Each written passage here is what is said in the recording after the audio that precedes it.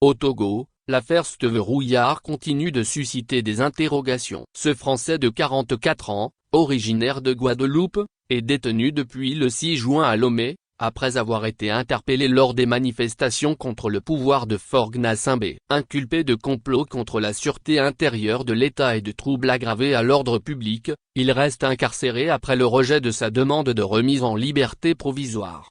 Son père, Dominique Rouillard, exprime régulièrement son impuissance face à la situation. Les conditions de détention sont extrêmement difficiles.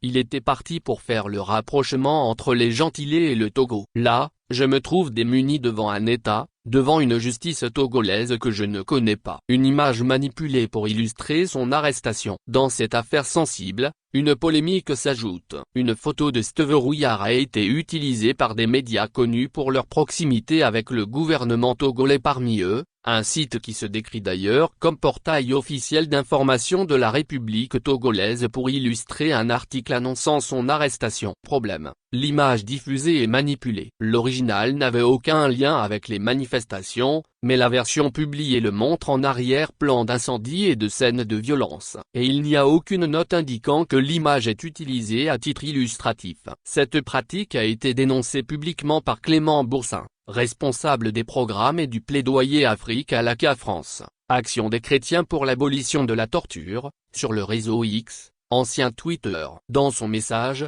il a partagé le lien de l'article incriminé et une capture d'écran mettant en évidence la manipulation. 2 poids, 2 mesures. Ce cas soulève des interrogations sur la manière dont certains médias proches du pouvoir traitent l'information. Alors que les autorités dénoncent l'usage d'images générées par intelligence artificielle pour illustrer les manifestations de juin dernier, aucune réaction officielle n'a été relevée à propos de cette manipulation visuelle.